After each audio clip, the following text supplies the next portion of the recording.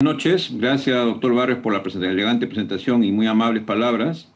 En verdad para mí es un placer y un honor estar con ustedes. Quiero cerciorarme que se me escucha bien y vamos de inmediato a partir con la presentación. La intención que se me ha invocado ahora es hacer una especie de resumen de lo que puede significar los mensajes claves, lo que puede ya antaño, más de una década de los ensayos clínicos randomizados, pivotales en anticoagulación oral con agentes directos, a lo que significa ahora el gran desafío del mundo real y ver y aquilatar por qué son necesarios esos estudios y qué lugar ocupan en el nivel de evidencia para poder ser muy claros al respecto. Y evidentemente, por obvias razones, haremos un énfasis más, y tiene una razón especial todavía, en algunos de estos anticoagulantes de acción directa o ya antiguamente llamados nuevos anticoagulantes orales. Nuevamente mi agradecimiento hacia ustedes que están acá detrás de estas pantallas de manera virtual y agradezco que sacrifiquen horas de la noche de descanso para poder escucharnos. De inmediato entonces, esto es lo que nos trae ahora la anticoagulación en fibrilación auricular del ensayo clínico randomizado al mundo real. Y de ese punto de vista vamos de rigor mi conflicto de intereses ante lo que puede significar algunas otras charlas en otros escenarios y de inmediato la agenda que vamos a desarrollar bajo estos 6 puntos importantes. Siempre es apasionante discutir algo de la historia clínica y les prometo que es solamente un slide, un poco para poder reflexionar de qué estamos hablando. Clásicamente muchos de ustedes seguramente son cardiólogos, conocen esta historia, pero es interesante reforzarla porque todos reconocíamos de que Sir William Harvey propiamente hizo la primera descripción censo estricto de lo que significa en 1628 la fibrilación auricular. Sin embargo, cuando uno comienza a revisar documentos, en realidad son la población china, en un texto clásico chino publicado hace más de 2000 años antes de Cristo, donde se hizo una descripción de fibrilación auricular. Entonces, en verdad, estamos hablando de una patología extremadamente antigua.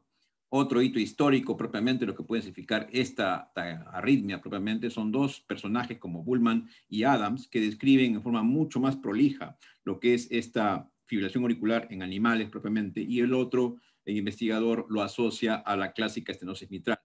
Para que finalmente, para los electrofisiólogos clínicos, saben que este personaje, Sir Thomas Lewis, es considerado pues el padre de la electrofisiología cardíaca clínica, porque es el primero que documenta propiamente bajo un registro electrocardiográfico hacia 1909, estamos hablando pues de hace bastantes años, la fibrilación auricular como tal. Y eso es solamente una pequeña reflexión, un poco para decir que estamos hablando de una patología muy antigua. Sin embargo, en los últimos 20 años, saben ustedes, y lo van a reflejar las guías que están desencadenadas a raíz de esta patología, es innumerable la cantidad de publicaciones al respecto con respecto a esta patología y que se sigue investigando fascinantemente desde el punto de vista de mecanismos fisiopatológicos.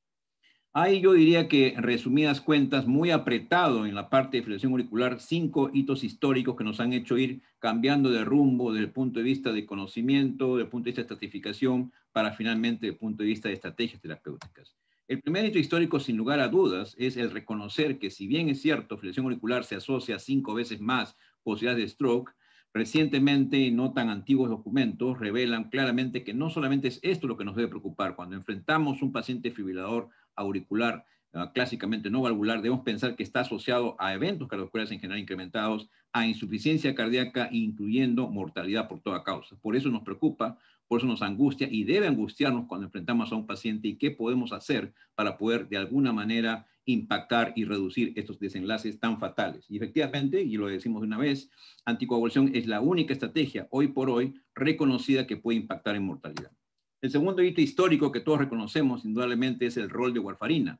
60, 70 años de warfarina bajo este clásico documento del Annals of Internal Medicine del año 99 del siglo pasado, bajo una metaanálisis gigantesco de 1.7 años de seguimiento, reveló claramente que warfarina contra placebo indiscutiblemente era una droga de elección, y igualmente aspirina contra placebo, pero bajo que podemos hacer comentarios después, bajo un protocolo muy limitado, y finalmente warfarina contra aspirina igualmente reveló la capacidad de la warfarina para entonces de prevenir strokes en estos pacientes en concreto. Eso es indiscutible y fue lo que lo hizo hegemónico durante 60 a 70 años.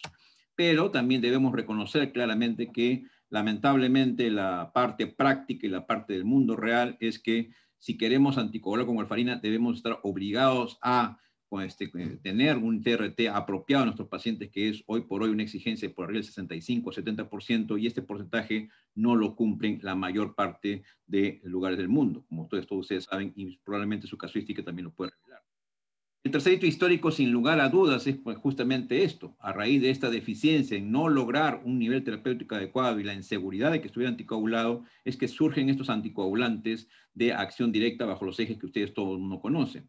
Y aquí hay una corrección interesante, lo que puede significar la concepción o la nomenclatura. Clásicamente llamados los NACOS o los nuevos anticoagulantes orales, en realidad hoy se les habla de agentes directos, de acción directa, porque valgan verdades, cuando fueron introducidos ya se contaban con estudios de trombombosis venosa profunda, donde eran exitosos propiamente, en realidad no eran tan nuevos. Y en realidad cuando se hicieron los estudios pivotales, ya habían sido sintetizados 20 años antes del primer estudio pivotal en fibrilación auricular y reducción de stroke. Entonces, en realidad, no eran tan nuevos propiamente, pero así fueron clasificados de aquella época por el impacto que tratar de ser al menos no inferior y acaso superior en ciertos desenlaces que warfarina clásica. Ustedes conocen perfectamente, no es la idea que esta noche nos introduzcamos en todo lo que significa los estudios pivotales, porque lo conocen muy bien, con diferentes diseños, con diferentes poblaciones, con diferentes rangos de chat-bus, etcétera, y diferentes poblaciones, pero lo indiscutiblemente es que se cumplió una regla, que la ven ahí más o menos ilustrada, hasta el elegante metaanálisis que hace Ruff, donde se publica, y es un clásico que en toda la literatura se cita, del Lancet de 2014, donde se junta toda la evidencia de los estudios pivotales, los 4 estudios pivotales, Light, Rocket, Aristotle y Engage de aquel entonces, para mostrar una cosa realmente atractiva y muy novedosa. Por eso es considerado como un hito, porque por primera vez se logra reducir el stroke embólico sistémico más que warfarina, se logra reducir el stroke hemorrágico, en algunos que otros pudo impactar en mortalidad por toda causa, y notablemente redujo sustancialmente el sangrado a nivel intracraneal, a diferencia de warfarina. Y es cierto que en algunos ensayos había un incremento discreto, pero no fatal, de sangrado gastrointestinal. Pero esta figura que se ven ustedes acá, que es muy simple si se quiere, pero es impresionante para lo que se conocía 60 a 70 años con warfarina, y que le pudo finalmente ganar y tener una luz importante en el armamento terapéutico. Eso es en general de los 4 para entonces anticoagulantes de acción directa. El cuarto hito interesante es que cómo se pasa esto a la práctica clínica, y las guías son nuestros documentos, fuentes para poder saber si está aprobado o no. Y ustedes ven acá el documento que es de la Comunidad Europea hacia el 2016, ya ellos muy convencidos propiamente de esto, lo clasifican como una clase de indicación de tipo 1 y un nivel de evidencia A, lo cual ya era impresionante, porque estamos hablando de que warfarina era considerado para entonces, pero acá claramente declaran que todos estos agentes, en general los probados para entonces, apixaban, dabigatran, edoxaban y rivaroxaban, considerados como pilares y con categoría de 1A sin lugar a dudas. Pero no fue tan fácil la acepción en la comunidad americana, de donde nosotros tenemos mucha influencia propiamente, y probablemente este es un documento que fue el que ya inclinó la balanza para que finalmente los norteamericanos pudieran tener que ceder ante la indicación.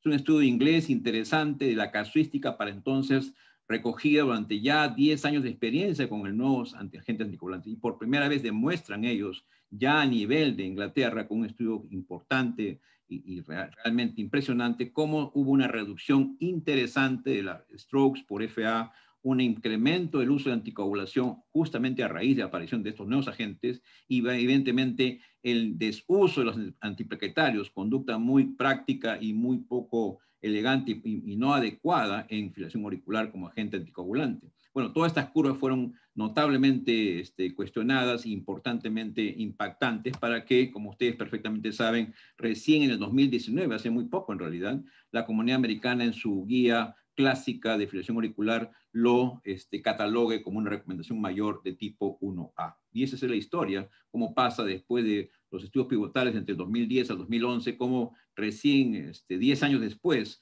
son aceptados para que sean como una de primera elección en caso que esté muy bien indicado sobre warfarina en general.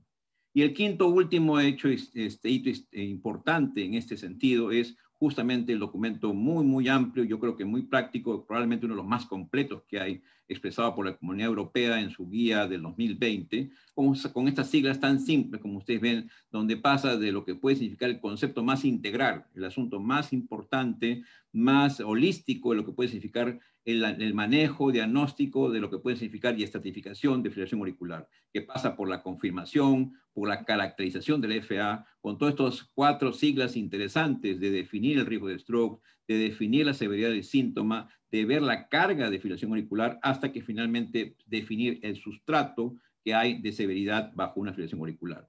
Y adicionalmente a esto nos habla de un manejo práctico, el ABC propiamente, siendo el hegemónico, como habíamos dicho, el evitar el stroke con anticoagulación, porque es la única estrategia que formalmente baja la mortalidad propiamente, pero no descuidar justamente el aspecto holístico, la parte sintomática, la taquiarritmia, la bradiarritmia, que debe ser solucionada de alguna manera o mejorada con nuestro paciente, y no olvidar que el paciente con fibrilación auricular no viene solo. El fibrilador no es solamente fibrilador. Generalmente, fisiopatológicamente se entiende perfectamente eso, tiene mucho más otras cosas y podremos bajar la mortalidad por stroke, pero se nos puede morir por una hipertensión, por una dislipidemia o por una enfermedad coronaria no reconocida.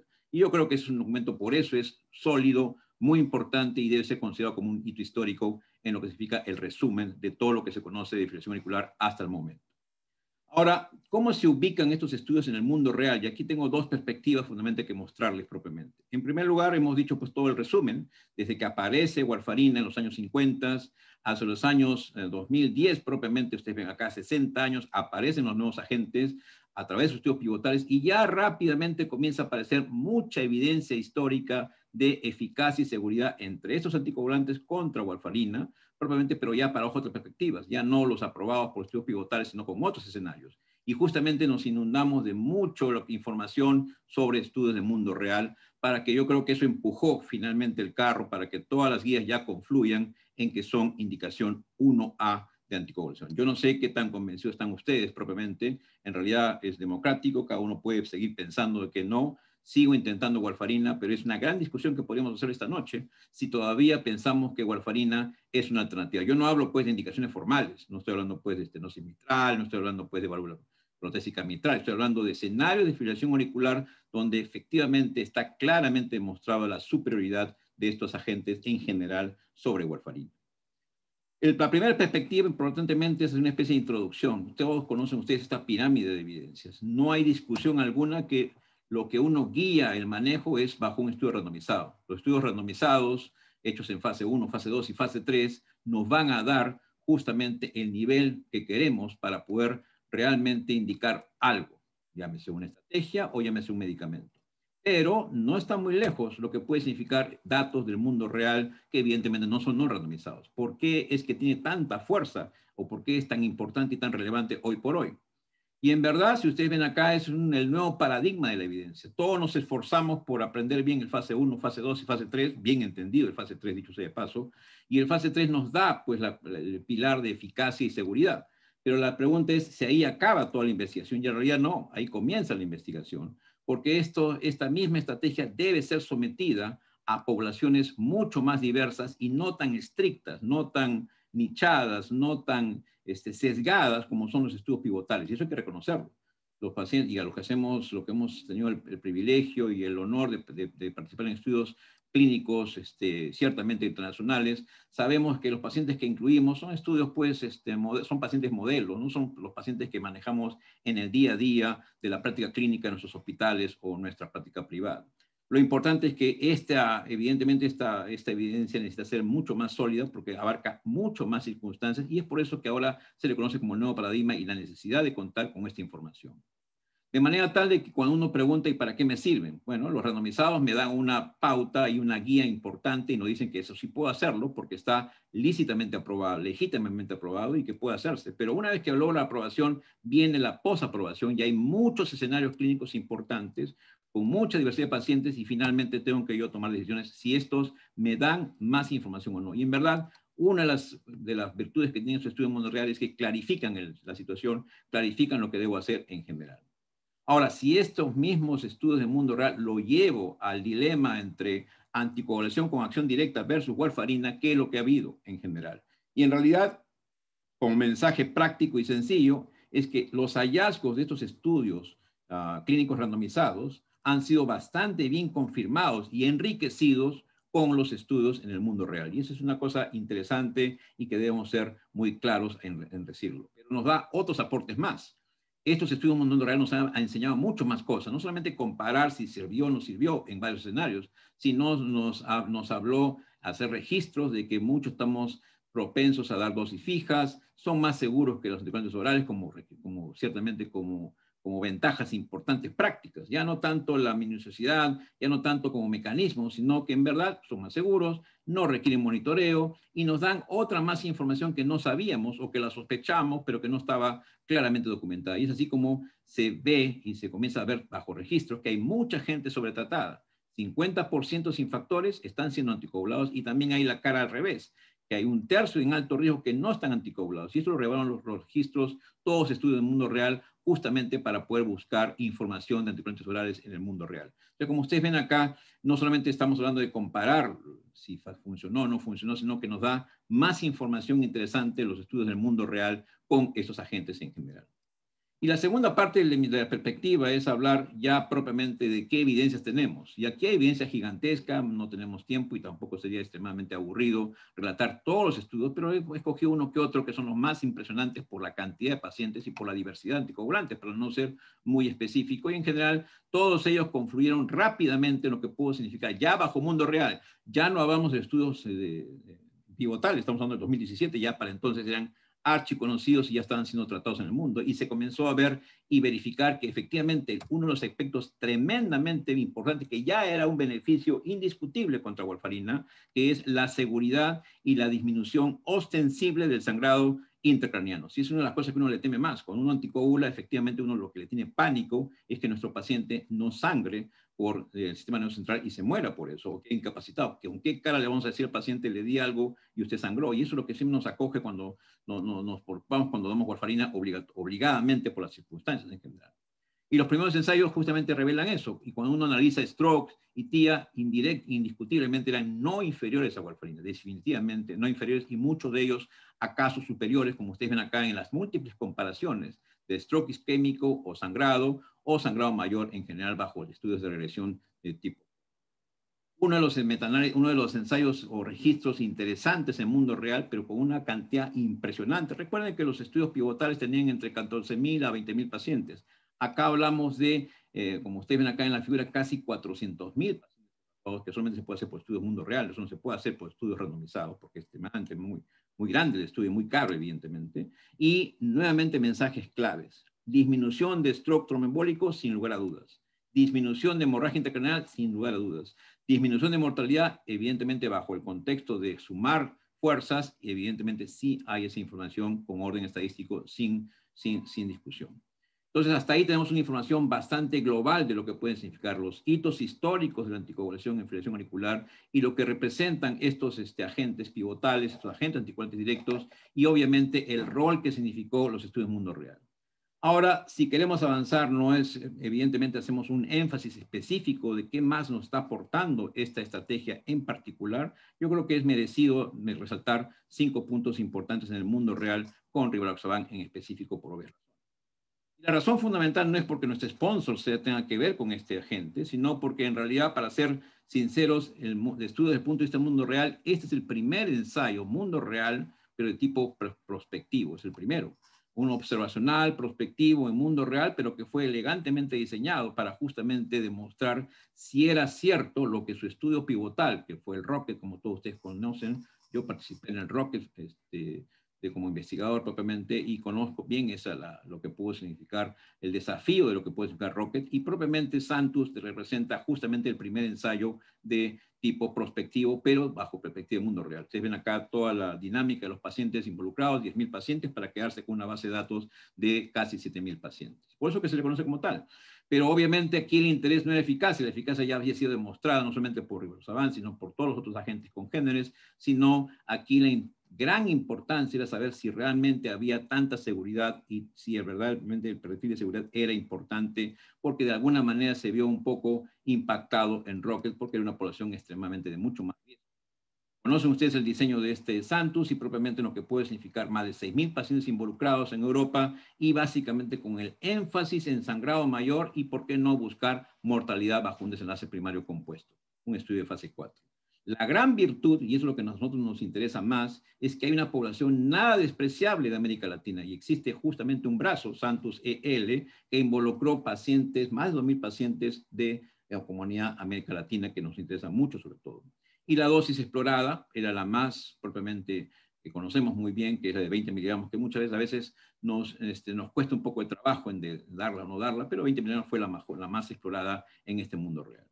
El segundo ítem importante ya es ir comparando a su estudio pivotal. Y su estudio pivotal claramente es diferente porque era una población de mucho más riesgo, una gente con CHA2 mucho más alto, una gente evidentemente con diferentes características. Y este mundo real, un poco para revelar qué se ve en el mundo real, qué es lo que vemos más comúnmente como filadores. Y era lo que se veía, como ustedes ven acá, que CHA2 en este caso se usó como criterio, para entonces era CHA2 el que jugaba como criterio de definición, ahora sabemos que ya cambió, pero propiamente eran un chat mucho más reducido con múltiples centros en Europa y como ustedes ven en otros mundos. Y las características, como ustedes ven acá, el perfil de los pacientes diferentes, por darles un ejemplo nada más, hablamos acá de insuficiencia cardíaca, en el Santos mundo real solamente el 20%, si hablamos de hipertensos, ahí sí estábamos más o menos equiparables, 75 contra 90%, pero lo que puede significar, por ejemplo, chats muy altos, más eran evidentemente, Rocket, a diferencia de Santos. Pero esa es la población del mundo real. Y lo interesante era saber y qué salió del punto de vista de desenlaces.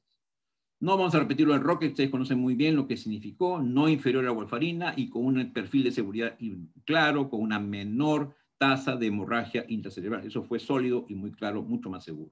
Pero lo interesante es ver qué le pasó a Santos propiamente en su mundo real. Y aquí lo que vemos es una eficacia igualmente competitiva, pero ojo que era población diferente, una población de menos riesgo de punto de vista de morbo y mortalidad propiamente. Y lo más interesante es que la tasa de sangrado y la seguridad era realmente atractiva, con mucho menos sangrado, tasa de sangrado mayor. Recuerden la figura del sangrado mayor en Rocket, 3.6, como ustedes ven acá, por 100 pacientes años. Sin embargo, ese es el estudio pivotal, pero lo que puede significar en Santos, mundo real, la tasa de sangrado es extremadamente menor, casi la mitad propiamente. Sangrado gastrointestinal también menor y sangrado intracraneal bastante menor. Entonces estamos demostrando acá, o se está demostrando su perfil altamente seguro y con un índice de hemorragia mucho menor al reportado por estudio pivotal. Hay que hacer una reflexión ahí.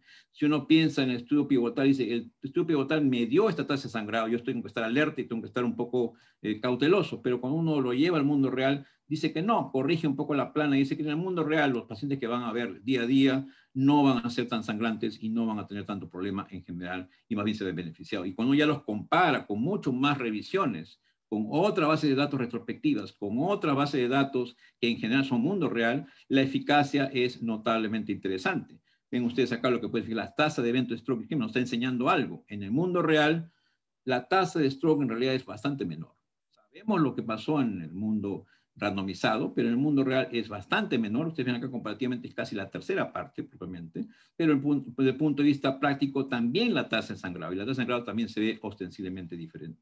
Nos está dando un mensaje muy práctico. Mundo real nos está diciendo que igualmente es válido, igualmente baja la tasa, pero hay que estar atentos a que esto no es tan sangrante como se decía en el estudio pivotal propiamente. Y ya para hacer el análisis global, ya con muchos más pacientes, 47 países involucrados, propiamente un dato interesante para nosotros, y es América Latina. El brazo de América Latina, propiamente como ustedes ven acá, la mortalidad en América Latina es más alta que en otros países. Es una cosa interesante. Si bien nos poníamos un poco más tranquilos porque aparentemente sangramos menos o aparentemente tendríamos menos strokes, pero cuidado que no solamente es strokes, fibrilación auricular. La mortalidad en el mundo real sí puede ser más alta. Y es una de las cosas que uno gana con estudios mundo real. Son datos que además nos dan un aporte más del entendimiento. La tasa de stroke justamente en América Latina es justamente menor, curioso. Y el sangrado mayor en América Latina es justamente menor. Entonces hay que aprender estas cosas prácticas del mundo real que nos están dando mensajes para estar alertas de qué puede estar pasando como conocimiento del terreno en verdad del mundo real. Entonces, de lo que ya sabíamos de Santos propiamente como estudio observacional prospectivo y con disminuidas tasas de stroke y de sangrado mayor, ¿qué nos ofrece este estudio con un grupo de latinos nada despreciable, importante grupo de latinos? Y eso es lo que menciona. Sangrado mayor, tasa diferente, mortalidad por toda causa un poco más alta, cuidado con ese detalle, pero la tasa de stroke es bastante menor. Son enseñanzas prácticas que nos ha mostrado ese estudio Mundo Real en latinos. Ya olvidémonos lo que puede significar el agente mismo utilizado. No se trata de aquí de decir que el agente fue la maravilla, sino estamos hablando de una verdad interesante desde el punto de vista clínico. Cuidado con la mortalidad, que puede ser más alta en el mundo real, para lo que significa estos pacientes fibriladores, pero la tasa de sangrado mayor no es tan alta como se reportaba anteriormente, y la tasa de stroke tampoco es tan alta, a lo menos para la población en América Latina como conocimiento. Y el último punto ya más reciente, hacia marzo de 2019, más estudios, mucho más pacientes en general y que revelan la misma verdad. No hay discusión alguna que la emisión de stroke es notable con esta gente, como que se comportan con todos los pivotales contra warfarina en general, como podemos saber. Y ya casi para acabar, no cansarlos mucho, tenemos dos temas interesantes en poblaciones especiales que documentar acá y que estamos aprendiendo muy recientemente. Y es una de las cosas que más le teme a uno. Así como mencionaba que uno lo que teme mucho es a que sangre a nivel intracraniano, un gran desafío en esta población adulta mayor, no hay duda. Nosotros en nuestro país sabemos que tenemos casi 4 millones de adultos mayores y octogenarios tenemos como medio millón. Entonces, ¿qué hacemos con estos pacientes? Hace un tiempo atrás, como ustedes conocen muy bien, y esto fue una publicación del JACC del 2014, hace bastantes años, se lanzó por primera vez una información en gente octogenaria, y en esa vez compitiendo dabigatran y rivaroxaban con los estudios pivotales. Ahí lo que se tenía eran los datos de estudios pivotales, no se tenía más datos. Y vean ustedes la cantidad, del N de 8,000 pacientes solamente habían octogenarios, 500 en dabigatran y 400 en rivaroxaban. Y ya revelaba una cosa interesante en esta gente, que si bien había una reducción de sangrado, podría ser atractivo desde el punto de vista de observación para estos pacientes. Entonces quedó en el tapete una versión, y efectivamente se publica en el Circulation en junio del 2014, ¿qué pasó con esta gente por arriba de 75 años en Rocket? ¿Qué les pasó a estos pacientes? En general, era esperable que tuvieran más stroke, claro, que tenían 75 años o más. Era esperable que tuvieran más sangrado, evidentemente, porque tenían más de 75 años. Pero ¿qué pasó desde el punto de vista de beneficio? ¿Había beneficio competitivo contra warfarina o no? Y la primer brochazo de evidencia bajo un estudio pivotal es que efectivamente sí. La tasa de stroke era realmente competitiva, como ustedes ven acá, pero la reducción de sangrado mayor siguió siendo interesante, siguió siendo importante, evidentemente bastante menor en los menos de 65 años, pero era competitiva para lo que puede significar los pacientes adultos mayores. Pero es una información antigua, entonces saltamos ya a 5 años después con más datos, con datos específicos, y ustedes ven acá ya un estudio específico para esta población. Ya no se va a hacer un estudio pivotal, obviamente, a este nivel no vamos a hacer estudios pivotales y tampoco se va a hacer estudios cabeza contra cabeza. Tenemos que buscar información del mundo real, no tenemos otra manera como trabajar al respecto, porque ya tenemos una estrategia que ya es indiscutiblemente hegemónica. No se va a poder comparar contra warfarina, sino más porque salvo para estudios retrospectivos, porque no sería ético tratar de compararlos cuando ya sabemos que de por medio está menos sangrado y menos mortalidad. Bueno, de cualquier manera se publica esto, se presenta en el European Heart Journal, lo que ustedes ven acá, 33 centros geriátricos, como ustedes ven acá propiamente, casi 1,000 pacientes geriátricos, y observen ustedes el detalle, la edad, 86 años estamos hablando, son gente realmente longeva, y estamos hablando que 90 años, información en 90 años, 23% de ese grupo. Entonces, hay que tener mucha cautela, ciertamente hay muchos mejones que lo podemos discutir en la sala después, pero en verdad la edad no puede ser una contraindicación formal para no anticoagular. Y este estudio lo demuestra. Vean ustedes la característica de estos pacientes en general, todos ellos adultos mayores, y ¿qué se observó? Evidentemente la tasa de sangrado mayor a un año, 0,4%, fatal 0,8%, 0,1% de hemorragia intracraneal, la tasa de stroke isquémico, ustedes la ven ahí, pero lo más importante es qué pasó cuando comparaba rivaroxaban contra warfarina para este grupo interesante etario, desafiante. Y también se repite, ya no el estudio pivotal. El estudio pivotal demostró TAS con TAS, pero acá no. Acá en el estudio de mundo real, en paciente longevo, en gente frágil, como ustedes ven, los all llamados en la literatura, una reducción de sangrado mayor, de sangrado intracerebral, de stroke isquémico, indudablemente importante e interesante, una tendencia muy clara. Eso fue el 2019, hasta que aparece una publicación ya más reciente, en el 2020 propiamente, nuevamente depurada la serie con más pacientes, donde se muestra efectivamente, es cierto, sangrado mayor ostensiblemente menor, sangrado intracerebral ostensiblemente menor. Entonces, nos da un mensaje interesante. Este es un estudio observacional prospectivo, pero el mundo real de lo que puede significar octogenarios. El hecho de querer, pues, limitarse en no anticoagularlos, teniendo una indicación clara de anticoagularse, no es correcto. Estas pacientes sabemos que su tasa de stroke es muy alta y si no, compárenla con warfarina o compárenla contra otras series, van a significar más mortalidad y pueden ser gente todavía, evidentemente, con una perspectiva de vida importante y no tenemos por qué someterlo al riesgo de que se estroquee y finalmente muera de un stroke o tenga mortalidad total en general. Y estamos viendo acá una cosa importante, atractiva, desde el punto de vista de información. Y la segunda noticia interesante, ojalá que haya mucho más cosas que poder comentar al respecto, ojalá que la luz finalmente nos ilumine en este grupo de pacientes con prótesis. En realidad es con bioprótesis todavía en válvula mitral, resultados incipientes, la pelea del siglo, lo que puede significar si hay rol o no hay rol. Y efectivamente se publica en el 2020, en noviembre, a finales ya del 2020, un primer estudio con un desenlace compuesto, como ustedes ven acá, para poder ver si realmente es competitivo a warfarina, lo que puede significar en un escenario de fibriladores con bioprótesis de válvula mitral. Y a un seguimiento de 12 meses vemos que efectivamente sí lo es bastante competitivo y podremos ser intercambiable y mucho más fácil de dar. Se ha publicado en el 2021, en marzo, hace muy pocos días, propiamente, un metaanálisis en el American Journal of Cardiology. Se ha publicado un metaanálisis interesante bajo esta misma perspectiva, ya no solamente por rivaroxaban, sino en general, agrupando todos los anticoagulantes de acción directa, si son o no son atractivos, y la verdad es universal. Al parecer sí, hay una luz, efectivamente hay una menor tasa de stroke, hay casi una igual mortalidad, pero el sangrado sí se ve disminuido y el sangrado mayor también se ve importantemente, por lo menos una tendencia clara, no un nivel estadístico impresionante todavía, pero por lo menos nos dice que es intercambiable. Y si tenemos muchos problemas, no nos sentiríamos dar por tener que darla a estos fibriladores teniendo una bioprótesis. Todavía está el capítulo más importante, el más desafiante de las prótesis mecánicas, pero habrá que esperar todavía más información. Yo creo que es cuestión de esperar un poco más y ver más evidencia al respecto.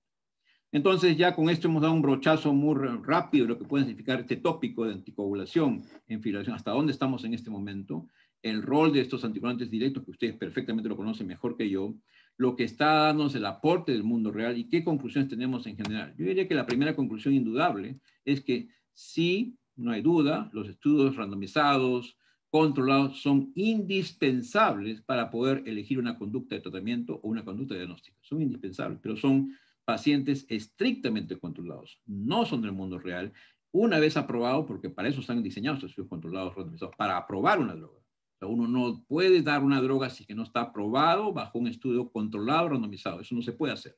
Imposible. Eso no es ético de ninguna manera, ni es científico de ninguna manera. Una vez que logramos, tampoco ahí acabó el partido. Ahí empieza el problema, porque ahora tenemos que someter esto a escenarios múltiples. Y no hay duda que estos estudios de mundo real, y hay que interpretarlos con precaución, complementan, no le cambian el mensaje probablemente, pero sí complementan información y nos dicen una que otra pincelada de forma interesante para nuestros pacientes. Y es una lámina que a mí me parece interesante, es de EMA, de 2016, para que uno no se sienta muy inquieto, en el sentido de que, bueno, ¿por qué tengo que hablar yo de, y por qué no decirlo, no necesariamente de el anticoagulante, pues, pivotal, primario?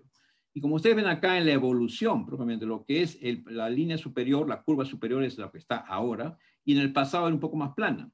Resulta ser que cuando yo lanzo una medicación y lo apruebo, bajo un ensayo muy estricto, evidentemente, ahí empieza la primera parte que es proporcionalmente menor a la historia, porque ahí viene una fase de crecimiento y una fase madura. Y no hay duda que está contemplado en esa fase de crecimiento, y más aún en la fase madura, que este agente original, obviamente el primero que hizo el estudio, obviamente tiene que entrar en una fase madura y es ahí cuando entran los agentes competidores. Son los agentes genéricos propiamente, altamente probados. Eso no es ilícito, eso no es que no se pueda hacer. Bien diseñado, bien hecho, sí se puede hacer y sí se debe hacer. La curva de EMA lo dice, sí es cierto. Estos agentes van a pasar, existen nuevos competidores, existen nuevas formulaciones, pero también hay una cosa importante que va a ocurrir y es que aparecen los competidores que son de tipo genérico y deben demostrar su bioequivalencia finalmente para que sean finalmente igualmente utilizados ya en la fase madura propiamente del fármaco, que es un periodo que todos conocemos que puede durar entre 10 o acaso 15 años en general. Es un concepto que está claramente reportado y claramente aceptado en toda la literatura, en general, no solamente EMA, sino FDA dice lo mismo. Y el segundo punto interesante como conclusión es que vean ustedes de los chinos que hablaron de filiación molecular hace más de 2000 años antes de Cristo. Ahora seguimos hablando, prácticamente con casi 5000 años después, un montón de guías. Nadie sería tan loco de regresar todas las guías, pero desde el punto de vista de lo que significa como mensaje, hay un mensaje importante. Y el mensaje es esta lámina que yo creo que es bien práctica, lo puede ser la Comunidad Europea. El mensaje final. Los nuevos anticoagulantes tienen una clara indicación 1A cuando hay evidentemente un CHA2-VAS indiscutible, en hombres más de 2, en mujeres más de 3, y podemos debatir qué hacemos con menores CHA2-VAS, pero ahí es 1A. No hay duda de que es 1A y acaso un 2A todavía con menores calificativos de CHA2-VAS. Y mi tercera y última conclusión es que, bueno, ¿cómo estamos en este momento? Y en diciembre del año pasado propiamente se hace esta recopilación de mecanismos y de entendimiento. Cuando yo anticoagulo, me enfrento ante una balanza de beneficios versus riesgos. Pero no olvidemos el sustrato, y el sustrato no es stroke, el sustrato es muerte. La gente fibriladora se muere por múltiples causas. Hay muchos factores por qué se mueren, porque frágiles, anémicos, bajo peso, enfermedad renal, insuficiencia cardíaca, stroke previo, etc. Hay que estar atentos sobre eso. Bueno, en lo que significa los beneficios, no hay duda de que hay prevención de stroke. El gran dilema es, ¿y cómo hago estratificación a esta gente? Y hay muchas otras estrategias interesantes de lo que puede significar la miopatía atrial y una serie de conceptos muy interesantes para poder saber si debo o no debo anticoagular versus los riesgos de sangrado. Tendremos a echar mano a los scores clásicos o a otros factores de riesgo, independiente de los scores, que también se están sumarizando. Yo creo que esta lámina sumariza todo el entendimiento después de 5000 años de filiación auricular en lo que se refiere al capítulo de anticoagulación. Al final del camino, lo que yo les diga, lo que otros digan, tendrá que ser analizado. Todos ustedes son extremadamente inteligentes para poder evaluar riesgo-beneficio y tomar la mejor decisión de sus pacientes, porque lo que está escrito, y solamente es cuestión de leerlo, analizarlo, discutirlo, que es parte de la intención de esta reunión de esta noche. Muchas gracias por su atención y disculpen ustedes que les haya quitado muchos minutos de su descanso.